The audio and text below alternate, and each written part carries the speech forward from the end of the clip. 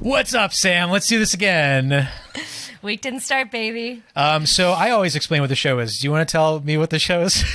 Sure. I mean, I haven't rehearsed this, but this is the show where we try to perfect a news recap in the style of an epic poetic form known as a certain song by a certain angry young man. Stranger.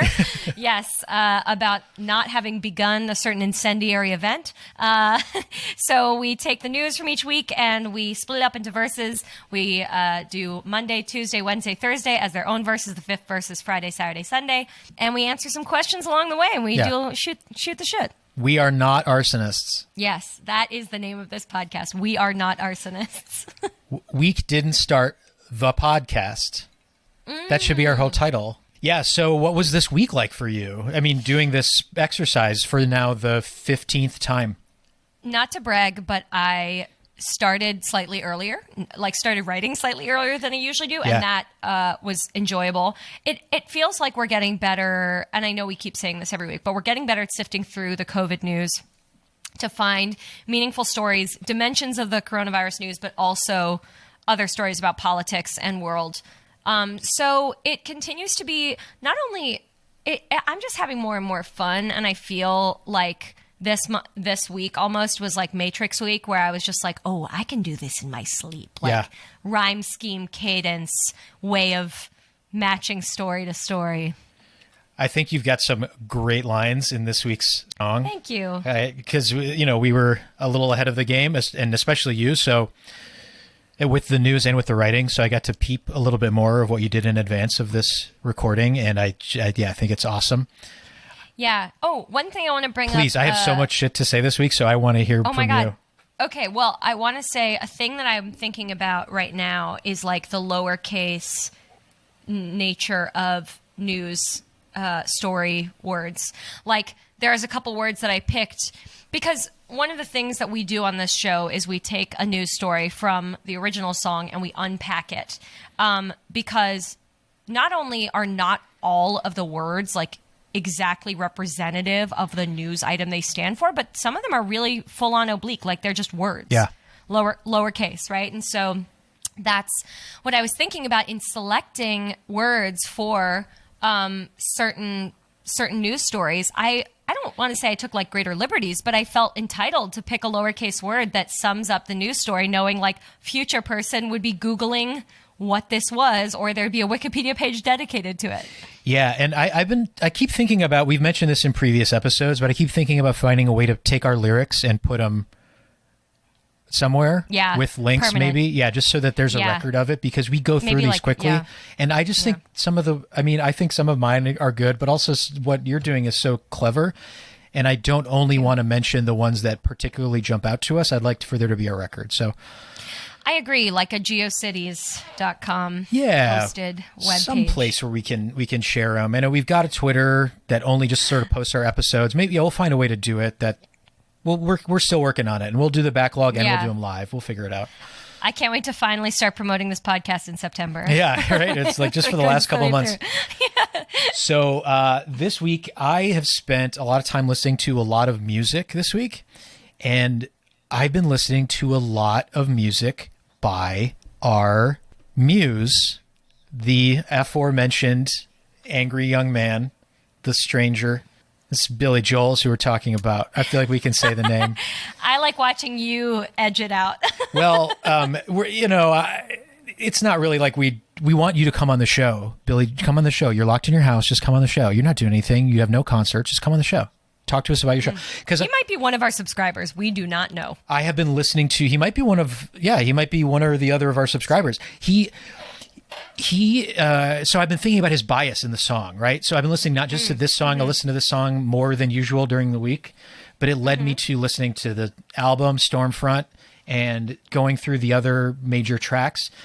Because join me on a short journey. Go off, King. So I watched this movie called Last Stop Greenwich Village this week. Do you know this movie? It's like young Christopher Walken, Lois Smith. So it was made in the 70s, but it's about the 50s, sort of early beatnik culture in New York City in Greenwich Village. And it's this guy who leaves Brooklyn to move to Greenwich Village. And it reminded me of a lot of Billy Joel songs. And I think I started thinking about it because they talk about Walter Winchell and they talk about the Rosenbergs and they talk about like a bunch of things that come up in this song. And it's of this time that I always think about, young Billy Joel running around and it influencing him, his point of view. And so then it started to remind me of Moving Out, because it's about this guy who's moving out of his home. And it's a little bit what the song is. I mean, the movie's like 1976 and it starts in the 50s, but the movie is this look back at the 50s in the context of the 70s. And I just highly recommend the movie as like looking at old school New York things, especially the Village, where some of the places are still there. Like they hang out at Cafe Reggio all the time. It's just like, anyway, it's great. But I started thinking about the Billy Joel bias and the opinions, because it's all these beatniks in the movie talking about the Rosenbergs and talking about the Brooklyn Dodgers, and they have strong opinions about all of it. And I thought, there's not a single strong opinion for all of the things that come through in this song. Huge, consequential, world-shifting events. There's not a single point of view. It's very cagey. Yeah. May I offer an addendum to that? Yeah. Or a kind of story to add dimension. So I'm in the midst of reading a book by Leslie Jamison called Make It Scream, Make It Burn. It's like her new book of essays. And there are 3 parts to it. And the middle part that I just finished is there's, I think, longing, looking, dwelling. And Jamison is a wonderful writer and critic. And so looking is all about kind of like the art of looking. I forget who else wrote that book. Who wrote that anthropology? Anyway, it's not important. But she writes these essays about James Agee, I think, and Annie Apple, and like different mediums of capture. So writing, like prose writing in this book, Let Us Now Praise Famous Men, and Annie Apple's photography. And as you're talking, I was thinking, what is the Liszt song as witnessing medium?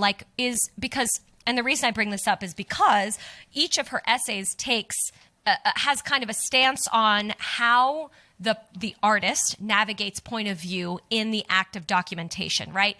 There's like Annie Apple capturing her relationship to the subjects in the photography. There's James Agee tormenting himself for the way he documents the lives of the poor. And so I'm just now thinking, like, if Liszt song is art form, where is the space for the self-reflection? Where could it come through? I am so glad you brought this up. This is connected to my old song highlight. Well, let's segue, wait, baby. Hold, but before I do, Okay, I have one more point I want to make about this, because I started listening to a bunch of Billy Joel, and I don't think We Didn't Start the Fire is just, because that's sort of his point of view, right? That it's just happening, but it's a suspension of responsibility, a little bit, abdication of responsibility. Right. And the places where he would make an opinion, that's where those, what else do I have to say? I can't take it anymore. Those are the closest we get to expressions of opinion. Like JFK blown away, what else do I have to say? Like, there's a lot to say. Yeah. So it's almost like giving up the opportunity to make a comment. And that's not only Billy Joel's like point of view and the title of the song. Looking at his other songs, it's sort of his brand. Because when he was on the come up, it was this retro kind of throwback and also modern pop music thing. And he's got these songs. He's got, the song Keepin' the Faith? I feel like we're late in this process for me to ask you what your experience of Billy Joel is, but it's a great song. Maybe I've heard it. This is a separate conversation. Yeah, you might recognize it, but it's like, when I was a kid, I remember hearing it on the radio and thinking like, oh, it's about him being a teenager in New York and like living the dream and using Brill cream and having sex and like living in the rock and roll times. But there's this line, but what it's really about is how it's his treatise of like, I'm taking that time that y'all remember from the old days and I'm keeping the faith. And that's what I'm still doing. Like it's about his formative years. And there's a line in the song that says, the good old days weren't always good, and the future ain't as bad as it seems. It's like a theme that goes through all the songs. And he has that song, It's Still Rock and Roll to Me. Everybody's talking about the new sound, honey, but it's still rock and roll to me. This is his whole thing, is hedging between the old and the new without making a clear point of view. Right, but I don't want to overly complicate or get deeper in. It's going because further. You mentioned it. I have to. I actually wonder now whether the point of view, like what you just mentioned, is the past. What did you say? The past. The good old times weren't always good, and the past ain't as bad as it seems. Oh, or the future. The future ain't as bad as it seems. Ain't as bad as it seems. Right. I do not detect optimism in We Didn't Start. Like, I just don't see, and we've been approaching it, I think, without optimism, like in the sense that our two anchor lines, what else do I have to say, and I can't take it anymore, are like resignation, and yeah, like there's a lot of resignation in both of those. And now that I'm thinking of it, like, what is our point of view, and is there an opportunity for us? I mean, we have talked about this on the podcast before, especially with the local angle, and I'm sure in the early weeks I was like, I have an urge to editorialize where I think something's bad. Yeah, I do it. Right, but it's a very interesting question. If we decide, if we were to look at 52 weeks of We Didn't Start and decide what was our prevailing point of view, if Billy Joel's is the good wasn't always good, like exactly what you said, I'm excited that by the end of this, maybe we have a POV that other people would cite and say, this is the Sam Corbin, Jerzy, Gwiazdowski POV, you know? That is awesome. Yeah, I've been thinking about that a lot. And there you go. I have more on this when we get into our highlights. So let's do our highlights. You want to start? Let's start with the old. Yeah. What's your old highlight from the song? Oh, Boris Pasternak. Okay, so Pasternak is mine from this week. So Boris Pasternak was a Russian author and novelist. He wrote Dr. Zhivago, and the story of how Dr. Zhivago came to print is fascinating. Because have you read Dr. Zhivago, by the way? No, I've seen the movie, but I've not read the book. Oh, I haven't seen the movie. Is it good? It's one of the best of all time. Okay, well, I will give it the time when I watch it. But so he wrote this novel, and the unpublished manuscript was reviewed by, the I forget, was like the Communist Union or something like that, and they tried to stop it from going to print because it had a really independent, like not necessarily pro attitude about the October Revolution. And so they tried everything to stop it from going to print. And there was this guy, Fertrinelli, who was an Italian communist, who smuggled the manuscript to Milan and got it published in Milan. And when it came out, it was a disgrace to the Soviet Union. And that's like part one of the story, because after it comes out, the CIA finds out that the Soviet Union is upset about the publishing, and they say, what a great propaganda piece.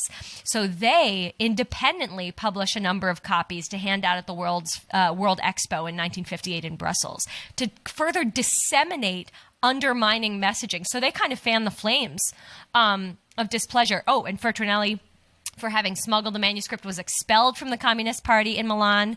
But the provocation of all of this resulted in, like, I think 18 translations in the year of its publication. It was just like going everywhere, and it ended up he ended up winning the Nobel Prize for Literature the following year. Pasternak. Okay, Sam, this is perfect. This is unplanned. Okay. My highlight from the original song is Dylan. Bob Dylan. Yeah. First things, I didn't plan on starting here, but was awarded the Nobel Prize for Literature in 2016 in an unprecedented move. Do you know about this whole story? No. So they gave Bob Dylan, for the first time, like a musician, was given the Nobel Prize for Literature, and he didn't respond for weeks. They like announced it and reached out to him, and he didn't answer them.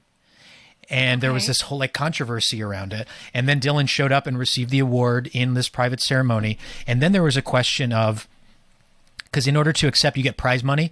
In order to accept the prize money, you have to give a lecture on your field. And it can be, you could write a piece, or you can do a lecture, or do a public class or something. Okay. And much later than most laureates do, Dylan submitted an audio Nobel lecture to accept his prize for literature in 2016.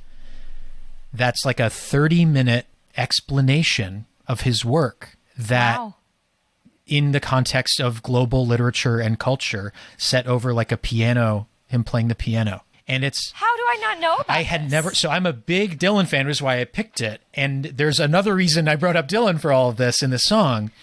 But I listened this week to that lecture for the first time. How was it? Fantastic. It's fantastic. It's beautiful. He spends a third of it summarizing Moby Dick and explaining its influence on him. And the thing about Bob Dylan, like when Billy Joel was writing about Bob Dylan, and then the Bob Dylan that appears in the song, he was already, he was this indelible force in world and American culture, and never talked about his work. Like, never talked for more than a minute about his stuff or about the meaning behind it.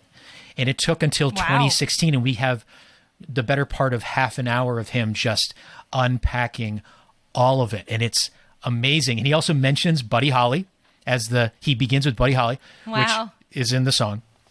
Okay, so we all know Bob Dylan. So the lens for Bob Dylan also is this. This song mentions Bob Dylan. Billy Joel has a relationship with Bob Dylan. A lot of songs mention Bob Dylan. There are a lot of songs about Bob Dylan. Joan Baez wrote a song about Bob Dylan. David Bowie wrote a song for Bob Dylan. Wow. Bob Dylan's mentioned by a bajillion artists. He's, his influence can't be matched. And then the song Make You Feel My Love was written by Bob Dylan, but first recorded by Billy Joel and then later released by Bob Dylan, right? And Billy Joel's been accused of stealing from Dylan over the years. Okay. So, here's the thing. This goes back to my other point from the beginning. Did you know that while we have been in lockdown worldwide, Bob Dylan has released 2 new songs? The first new music that he's released since he was awarded the Nobel Prize for Literature in 2016. Wow. The first song he released was the end of March, just a couple weeks ago, and it's called A Murder Most Foul. And it's a 17-minute epic. And I will say, I think I haven't heard every Bob Dylan song. I'm not the leading Bob Dylan expert, but I really love him. It's among his greatest songs ever written. It's a masterpiece. Wow. And it is his first Billboard #1 single in history in 2020. He's never had a Billboard #1 single before. No. Wow. And it was he just released it on his YouTube channel, as we're doing now. And Sam, yes. Hold on. Yes. The song chronicles the last 60 years of American history, but it doesn't do it in order, event to event, the way that We Didn't Start the Fire does. It starts with one event. It sort of takes one moment in world and American history that happened about 60 years ago and unfolds the moment and looks at his own personal journey and how music and literature and art has all sprung forth from this moment. So it doesn't go chronologically. It sort of goes deep inside. The event is the assassination of JFK. And that's how it begins.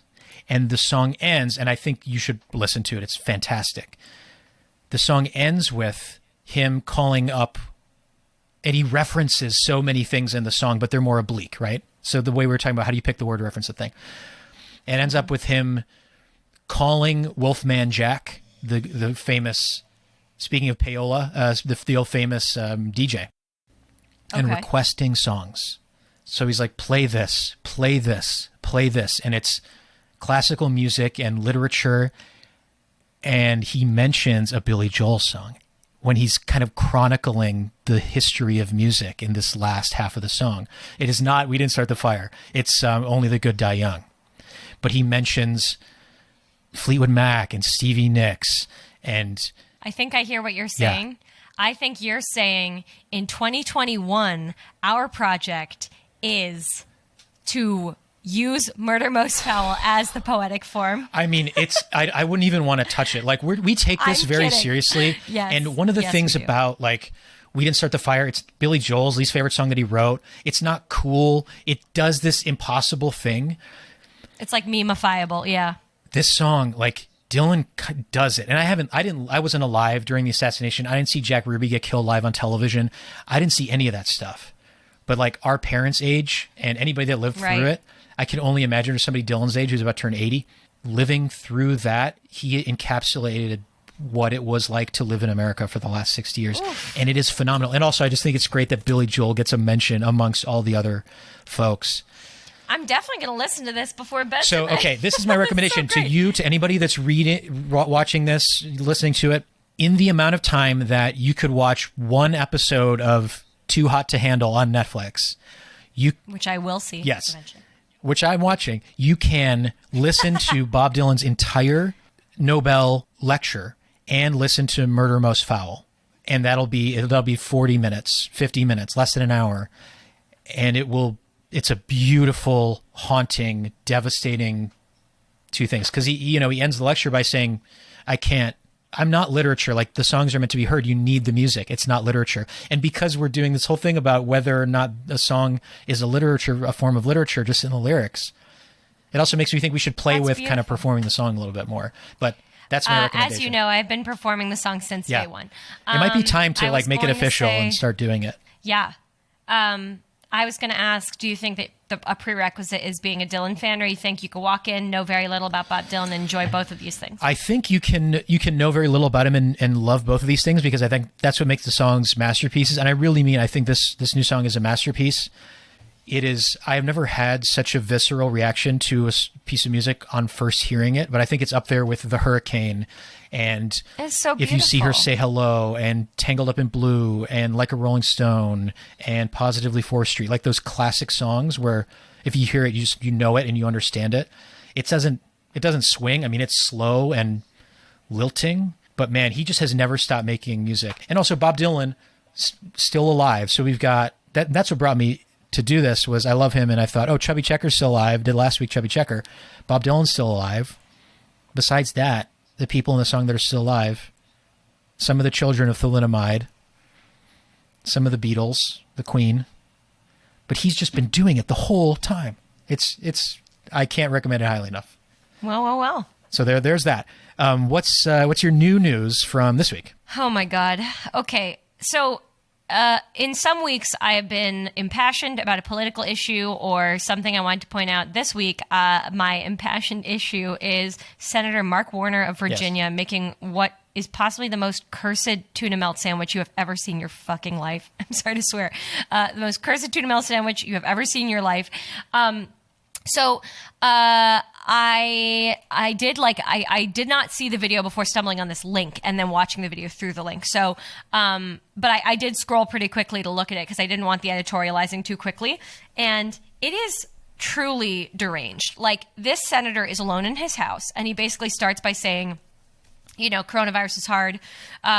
And one of the things that maybe will help you get through quarantine is this family recipe. And I was obsessed with these sandwiches. And you think, great, he's going to make like a childhood favorite. He says tuna melt, you go, fine. He starts with white bread. You're like, all right, whatever, maybe not for me, but I'm in. And then he pulls out the mayo. And that's when things go off the rails. First of all, the amount of mayonnaise this man uses. When I saw the mayonnaise come out, I screamed. And then he takes a can of tuna that is in water. He does not drain the tuna. He just puts the wet tuna with the water, the tuna water, dripping onto the sandwich, onto the mayonnaise. And then he says that his favorite cheese is like this American slice. And he says something like, I'm a 2-slice man. And inexplicably, there's a graphic that just slides across the screen in all caps that says 2-slice man. And it's like, who made this? Like, then you start to wonder, he did not just film this in his house. He hired some kind of graphics intern, or he did it himself. I don't know. Anyway, then he puts it, this is probably the worst part. He puts it in the microwave. He just microwaves a hot mayonnaise, water, tuna, cheese bread. It's so I did start yelling almost uninterruptedly while this was happening. And then he takes it out. And the best part is that as he's eating it, takes a big bite and he says, I can't get my wife and kids to eat this. And all you're thinking is, I wonder why. What is this family recipe? It makes I've never seen something that I have so many questions about. And the craziest part is, this isn't the craziest part, but I'm a leftist, if nothing else. And the fact that this man is like a Democratic senator kind of hurts. I was like, probably a Republican senator. And I was like, no, it's a Democrat. Oh, no, he's been a good one, on guns and stuff. One of the good ones, making a dumbass tuna sandwich. But he is in Virginia, so, he's compromised as being from a closer to southern state. And I guess if that's your family recipe in Virginia, I would say, Virginia, they didn't give you quite enough information. Is that It's a line from Only the Good Die Young. Oh. See, this is why you need to be a Dylan fan to participate. Or a Billy Joel fan. Or a Billy Joel fan. Oh, That's God only the good damn it, yeah. you're right. Okay, so this has been a genre, right? told you I'd be like tired. the cursed Yeah. or the beloved recipe video, because we had the Ina Garden Cosmo, Yes. Stanley Tucci's Oh, Negroni right. came up this week, but this is like a whole thing of Right. people making bad. I made queso videos, but like now they're videos and people are just sharing, comfort in these trying times, and they're just making the times more trying. My new clip, I had a serious news story about the companies that are all giving their stimulus money back from the PPP loans, but that's just like a thing that's happening and it'll come up. But the story I wanted to highlight is related sort of to the Dylan thing. And it's that Travis Scott, the hip hop artist, he did a concert in Fortnite, like in the game, and it broke the records for concurrent players online in Fortnite. So Wow. I just thought that was a cool thing that he found a way to get like people to show up to a concert rather than doing a stream, like in this platform, basically use it as a virtual reality concert venue. And 12 million people went to the Travis Scott concert in Fortnite. It's pretty surreal. Yeah. And in that Nobel thing, Dylan talks about like, listening to records or tapes or whatever ways people listen to music now. And like, that's one of them. Fucking Fortnite. It's kind of surreal to think that you could listen to that speech 20 years from now, and whatever way that people are listening to it now, it will resonate. And how can it get stranger than the video game concert for 12 million during a global pandemic? We're about to find out. We are. I do not want to be the last word per se, but I can't resist saying that I saw a headline that was like, Post Malone does Nirvana concert, like Nirvana tribute concert to raise $5 million for coronavirus relief. And as I read that word sequence, I was like, imagine explaining this headline to your grandparents. Like, none of those words are relevant. Or to Kurt Cobain. Yes. Oh boy. So this has been a long intro. I know I keep saying we'll do a short episode, but I just started rambling. Would you want to dive into the song? You had a lot to say. Let's do it. Okay. I think this is a great version of the song this week. Yeah. Pull it excited. up. All right. You had Monday. Do you just want to dive in? I think so. Hopefully. Okay. Here we go. Monday. Netanyahu, Benny Gantz, Russians using ATMs, rocket fire, mask inventor, Norman decries Wolf. Obit pages, void convictions, oil barrels, empty friction, North Korea's ailing leada, quarantine Pinot. Week didn't start the podcast. Canceled Pride, Shake Shack, Narco Aid, Pastor Flack, Gene Ditch, Tainted Test, 1300, Private Jets, Louisville Sluggers, Brian's Plan, Honeys up in Pakistan, Scapegoat Nation, Immigration, Ozra claims the internet. Burr report, falling pound, 33 mutations found, flood in Kenya, euthanasia, implant blocks shot. Prison phones, bill grown, unemployment bad, loans, NYC can't walk around the block. Mozambique, UCB, Stanley Tucci, Negroni, nurses sue, South Sudan, Oktoberfest, social scam, COVID toes, Netflix grows, sick from voting, Warren's bro, exec order, green card ban, warnings from the UN. Hell yeah. All right, here we go. Vegas mayor, Disney spats, 5G truthers, COVID cats, Rick Bright, Wapo blazes press, one to plead your cases, Morrison, Southern Squall, Big Bird in a town hall, tuna melt on heated bread, virus strain cannot be shed. Oh. Harvard stim, public lands, Rona free Turkmenistan, where is Kim, Swedes coal, Biden gets a climate vote, koalas being re-released, satellite in Middle East, watchdogs pandemic drone, Tom Nook outruns Bezos. Water Act, flag banned, dugongs back in Thailand, virtual football Pixar in Google verification, Tanzania lone fight, Travis Scott in Fortnite, Ruth's Chris Shakespeare, no luck with remdesivir, bailout pull if you dodge tax, Rona is not spread by sex, air pollution gone away, what else do I have to say? I just realized we didn't write the last two lines. That's what we're going to do now. Let's do it. Okay, is this me this week? Yeah. All right. Here is the weekend.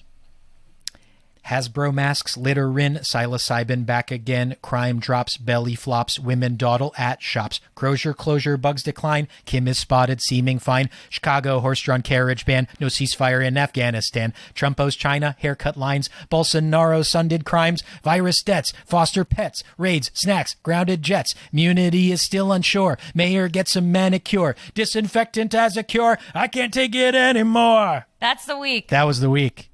All right. That was one of our best ones. I say that every week, but it really was. I really felt that way. I would like to call out, as we always do, favorites. Yes.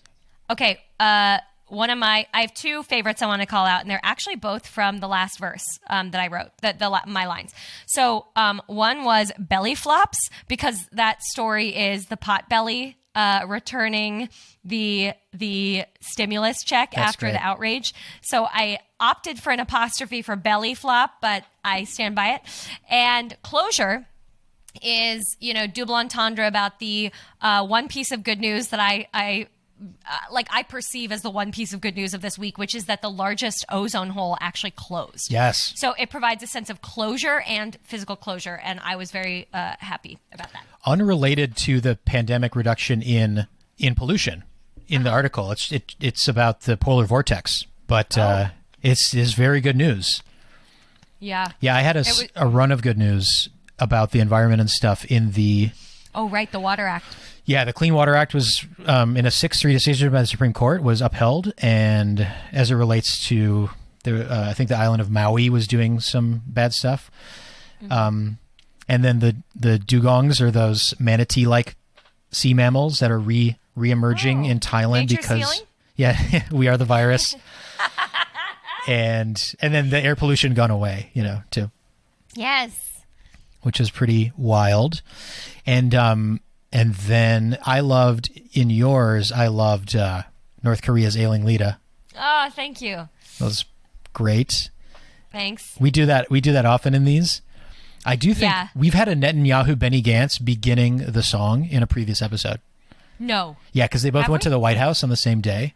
Oh, wow. And I think it was one week that I did it. I started with the Netanyahu Benny Gantz. I don't remember if it was the first verse. It's such a perfect... Oh, it's perfect. Since we're here and we've already talked... We talked about doing this last week. We didn't talk through it this week, but having a rule... Yeah. So I don't think that in naming a rule means we have to stick to it, because we break the rules all the time. But a thing that I've been thinking about is stress. Like that...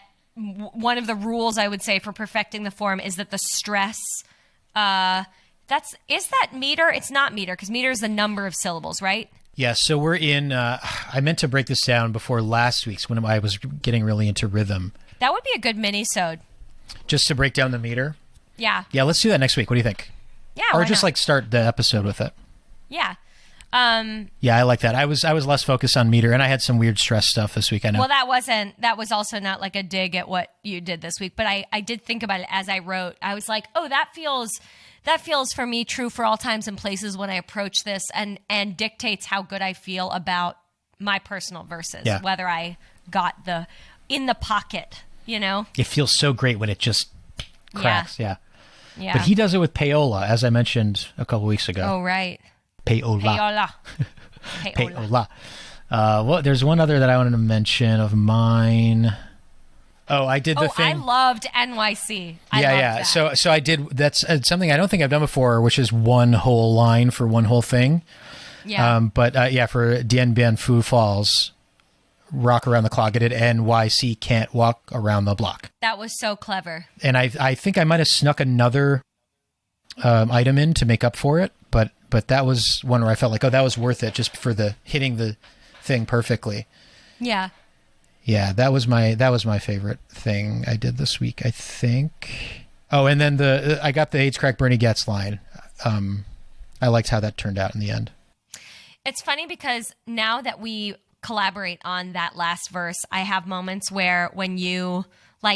because we write that kind of individually, but on the same day roughly, and we see which stories we'd taken, there was one story where I thought, why didn't you take that and put it in the single syllable? Because to me, this news story summed up so easily by a single syllable, but I'm not looking at the whole and making those decisions independently. I just think I look at something and I go, oh, that'd be perfect for the single syllable line. What was the story? Do you remember?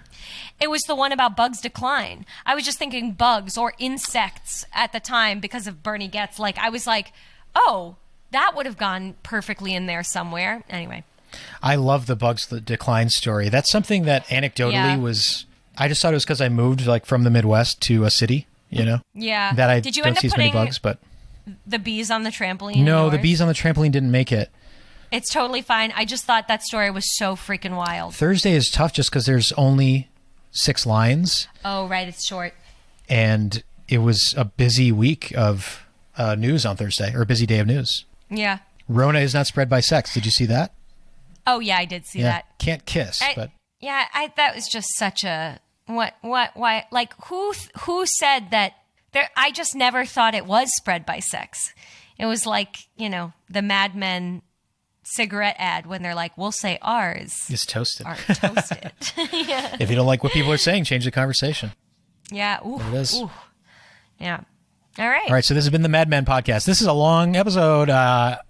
You can do the cutting yourself. I will. Thank you for listening. Thank you for watching. Thank you, Sam, for doing this. Yes. And the next week has already begun, and we will get started immediately.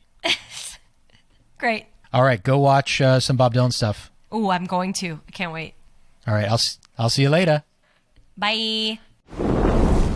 Chicago horse-drawn carriage band, no fees. Shit. Chicago horse-drawn carriage band, no fees. Shit. I packed too many syllables in.